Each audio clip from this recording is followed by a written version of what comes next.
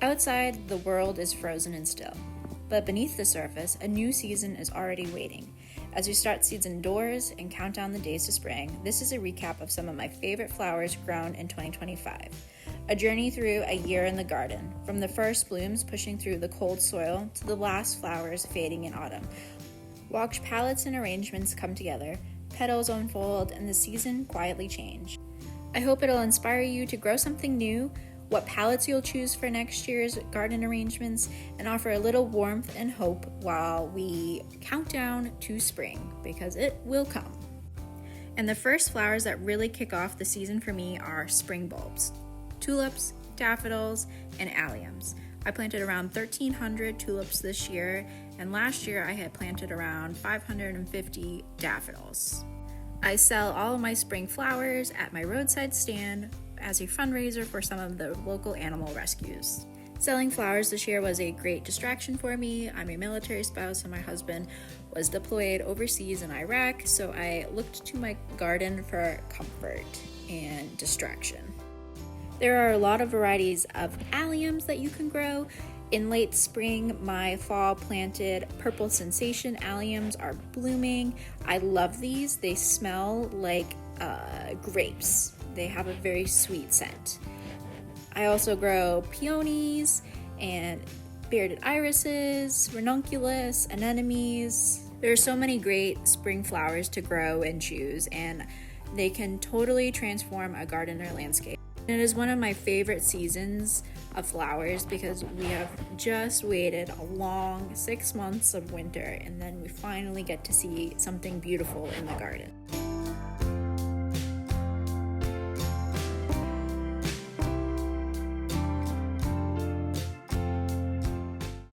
An easy to grow flower that you can start from seed is feverfew, and it was so impressive in the garden. It was just clouds of beautiful white blooms. It was really show-stopping when it was in full bloom. All my neighbors who were walking by would always stop and ask, "What is this flower?" And not only does it look great in the landscape and tends to come back year after year, it also makes an excellent cut flower and has a really great vase life. In 2025, my roses were kind of slow to start. I didn't see blooms until the beginning of June. Roses are hands down one of my favorite garden flowers, and I grow a lot of different varieties. So if there's a variety that you see that you really want to know what the name is, just drop me a comment below. Roses in this arrangement are Amorosa, Aleza, Grammis Finus Rami, and Royal Diva.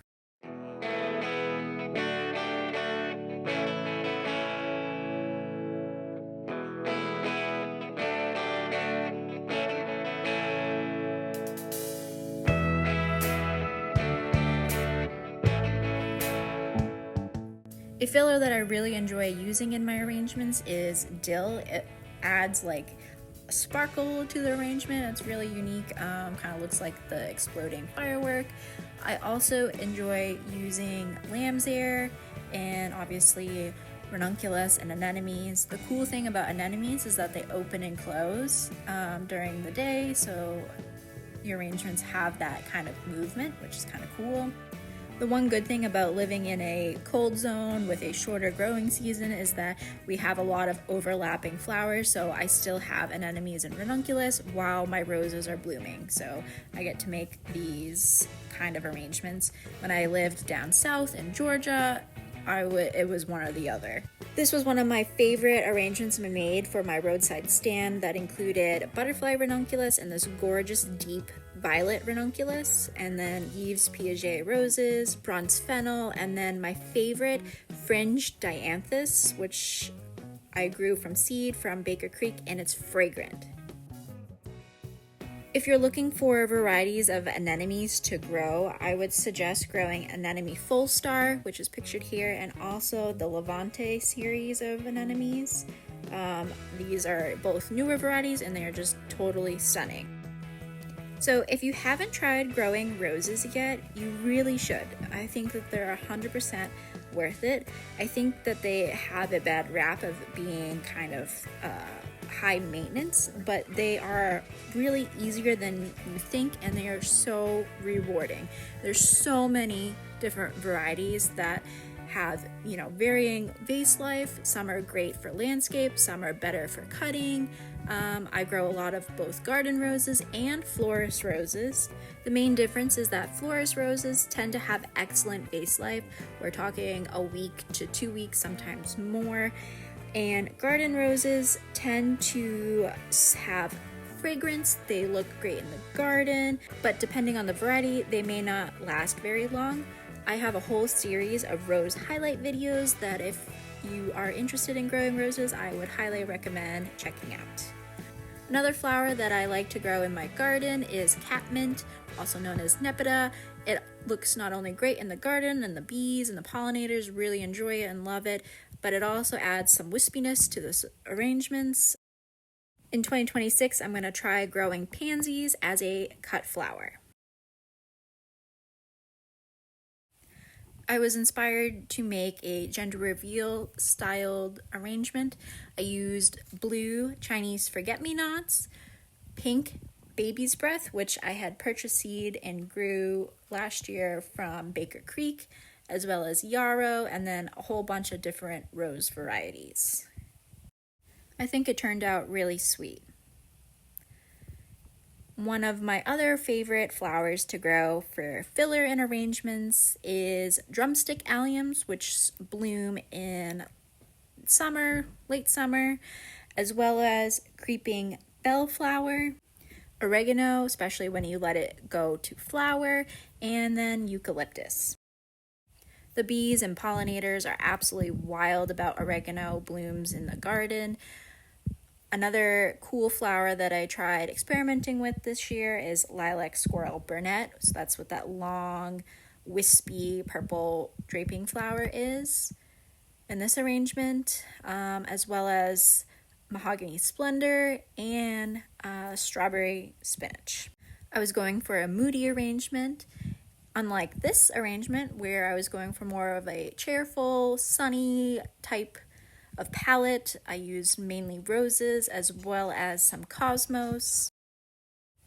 This was one of my favorite rose arrangements that I made last year in 2025, and surprisingly, all of these flowers here were blooms that did not sell at my flower stand. So at my flower stand, I tend to mainly sell bright, cheerful flowers rather than the more muted pastel color tones, which is okay. I mean, more for me, right? Or I can try to make arrangements and advertise these kind of arrangements on Facebook Marketplace and make them on demand for people.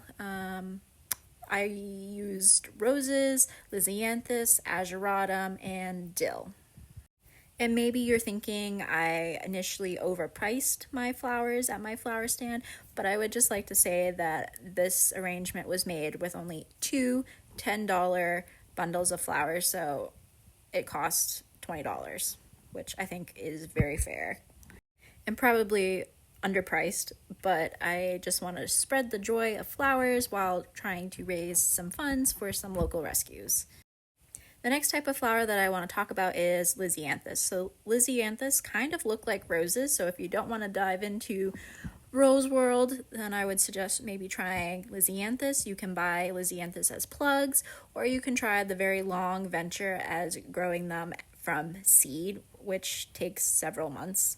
But they are an excellent cut flower. They last about a week or two in the vase. Growing from seed is a very tedious process. There are different groups of Lisianthus, group 1, 2, and 3, which translate to different bloom times, which I think is kind of just a separation of weeks, but they come in a wide range of colors. I really enjoy the black pearl, corale, and terracotta varieties. In this all purple arrangement, I added status, ageratum, and then my favorite, apricota cosmos.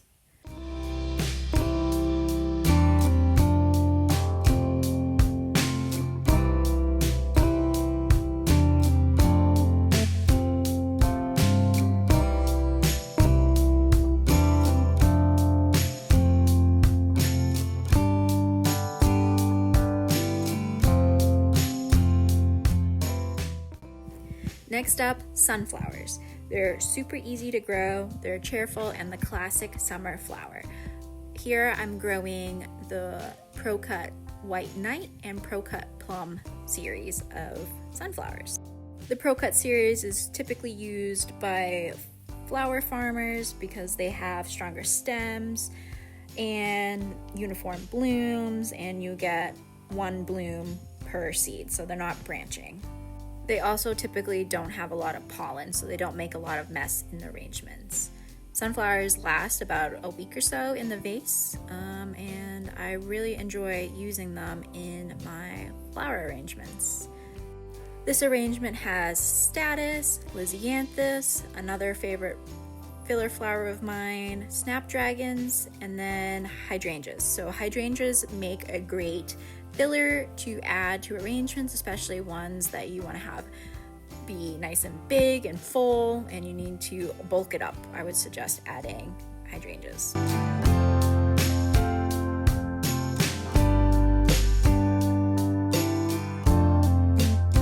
The Pro Cut Plum variety of sunflowers is just so pretty. I love it. It's like very unexpected in a sunflower than like the traditional yellow. I also really enjoy using gladiolas and scented geranium to add some green foliage and some excellent fragrance. I love cutting on Rudbeckia. I've grown so many different varieties from seed, and they always tend to come back the next year and be better than ever. They last a really long time as cut flowers, and they just add some mood and depth to arrangement. One of my absolute favorite varieties of Rudbeckia is this one called Chimney. It has the long, sleek petals on arrangements. They just add like this wispy, airiness, wildflower feel to arrangements, and it's one that I really highly recommend growing. It also comes in some deep red varieties, so the possibilities with Rudbeckia are endless. Earlier I had mentioned alliums, so you can grow spring alliums like Purple Sensation, then mid to late summer blooming alliums like Drumstick, and then late summer into early fall you can grow this variety called Millennium. So you can get alliums throughout the year, which is amazing. I love using alliums for their tall, strong stems and then their spherical blooms in the arrangements. I think they kind of stand out and add some structure. They also make excellent dried flowers, so they are multi-purposeful. I also like to use Lemon Bee Balm and Dusty Miller, which Dusty Miller isn't supposed to be hardy in my zone 5A garden, but it has come back better than ever for the past 2 years, so that's amazing. Back to alliums, the purple alliums really pair well with almost any color. It looks great with yellows and soft pinks, whites, and even greens. It just makes an awesome arrangement. Something new that I grew last year is called strawberry spinach. It's not actually strawberry, but it's bright red, berry-like seeds really make it fun to grow. It's in the spinach family, so you can eat the leaves. They are edible.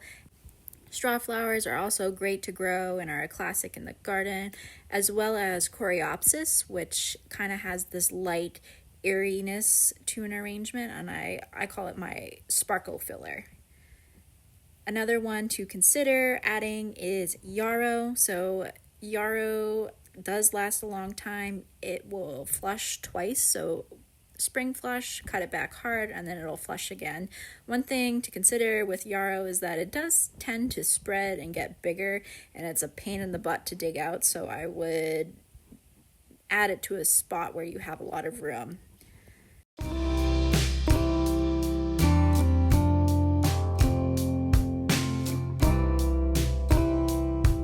I mentioned Apricota Cosmos before, but I really wanted to highlight them again because they are just so unique in their color scheme that you should really consider growing them.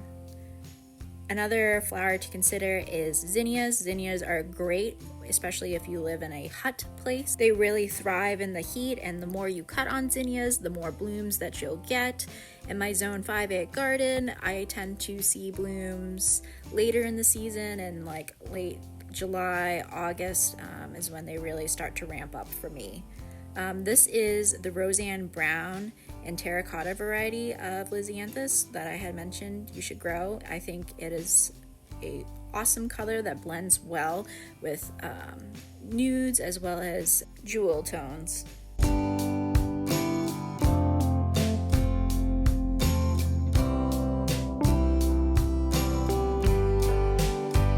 Back again to highlight another rose arrangement. Roses are my favorite, and you should really consider growing them if you aren't already.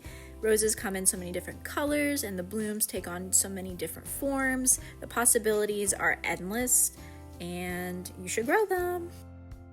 Roses are truly a classic flower that everybody around the world knows and loves. They are romantic. So definitely give them a try in your garden or a cutting garden.